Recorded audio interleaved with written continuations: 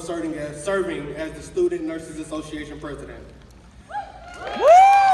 Yeah! Go Keith! Thank you. I know this night is to honor us, as students, but on behalf of my peers and myself, we would like to thank and acknowledge each of you, our family and friends, for the support that you have provided us throughout our journey. Whether you were there as family members and friends who babysat for us during long hours of study, you supported us financially when we had to cut working hours, or you supported us emotionally when we thought we would go crazy because we had 2 tests, a care plan, and an ATI all during the next week. We thank you for the time that you have sacrificed, as well as the love and motivation that you have showered us with, as we worked so hard to complete this endeavor. Now, fellow students, it has been a long and bumpy road to get to this moment in time.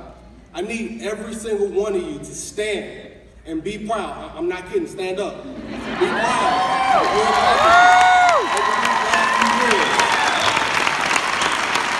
And I thank you all for applauding for them as hard as they have worked hard to give it.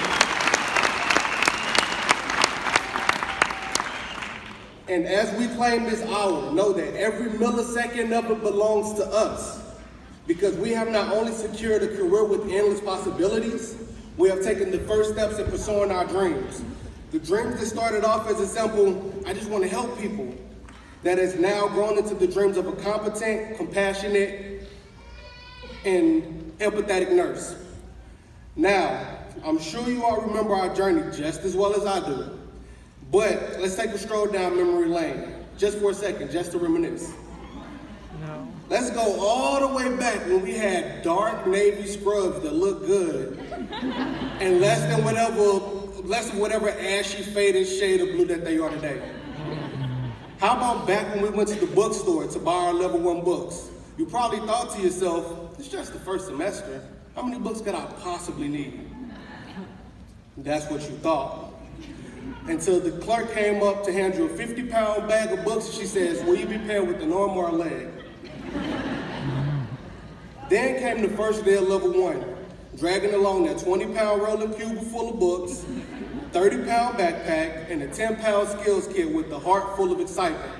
We all wore big, bright smiles that complimented the fresh white SPC logo embroidered on our brand new scrubs. Then came the first lecture. Most of our expressions turned from those of that hopeful excitement child with a brand new toy to one that can only be expressed by nursing school memes.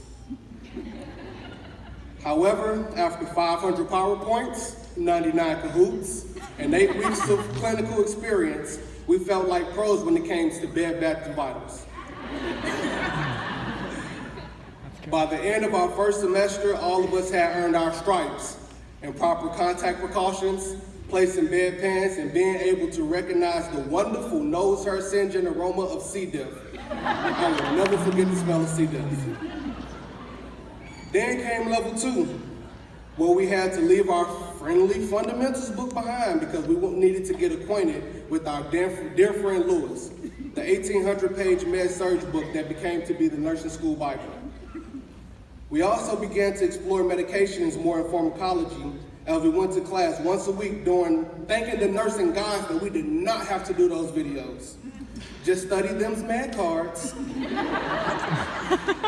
For most of us, I'm sorry, I lost myself there.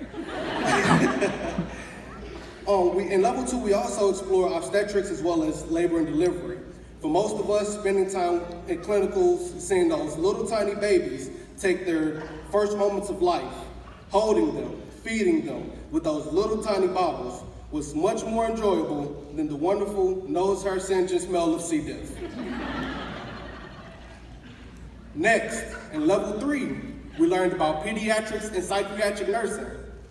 We learned fun facts of developmental milestones that took us through the yesteryears of our own childhood, such as when the child is able to walk, crawl, or hop up and down on one foot screaming, "Look at me, look at me!"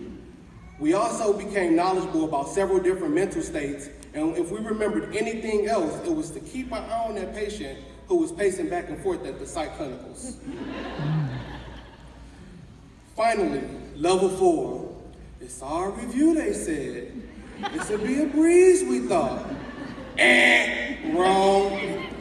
This level really taught us to think on our feet. Medical, surgical, nursing applications with a focus in critical care. I don't know what part of that made us think it was going to be easy. But finally, the light at the end of the tunnel seemed to be getting ever so closer. 4 exams, 1 final, 3 ATIs, and an end of program exam sealed our fates. Then, even after all of that, we still had to do nursing care management. This was the end of the road. This was the last step that we had to take, where it was supposed to all come together as we flawlessly played the roles as bedside nurses. Most of us, including myself, was still scared and felt like we were not ready. But for each of those 10 shifts, we got up, looked in the mirror, and told ourselves, we said, "Self, you can do this." And then we ended every shift with a smile and a social media posting, "Another one down, just a few more to go." Well, now we're here, and we finally have made it to the bright light at the end of the tunnel. During these few years, we have established many friends, and only the kinds of friendships with strong bonds that can be built here in nursing school.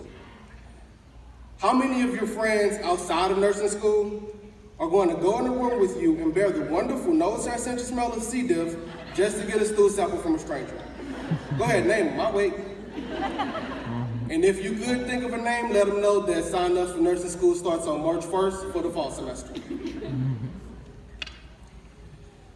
Now, on a more serious note, we also learned that it is okay to lean on one another.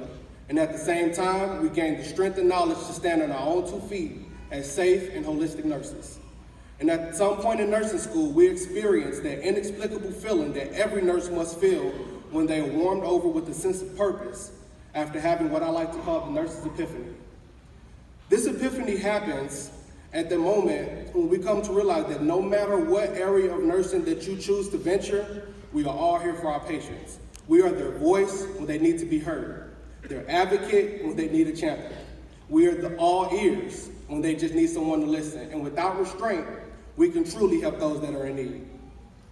Nursing continues to be one of the most trusted professions, and we are now privileged to be a part of the individuals who will enjoy working holidays, weekends, long shifts, and even overnights. But we'll do it with love and tender care. A wise man once taught me that you must learn to think for yourself, because when you can think for yourself, you can make your own decisions and your own choices. And it is those choices that we make that determine our destiny and what we do in life. The choices that we have made up until this point have led us to this very moment, where we have proven ourselves to become worthy of becoming nurses. The choices that we make from here on out not only reflect our knowledge, but also reflect our abilities as nurses to those who are entrusted in our care. And no matter where your journey takes you from here, I know that all of you will continue to make the right choice. I admire you all for your hard work, perseverance, and courage. And I'm not only proud to call you nurses, but I'm also honored to call you friends for life. So to all my peers who have made it through the fire to this point, I say congratulations. Congratulations, graduate nurses.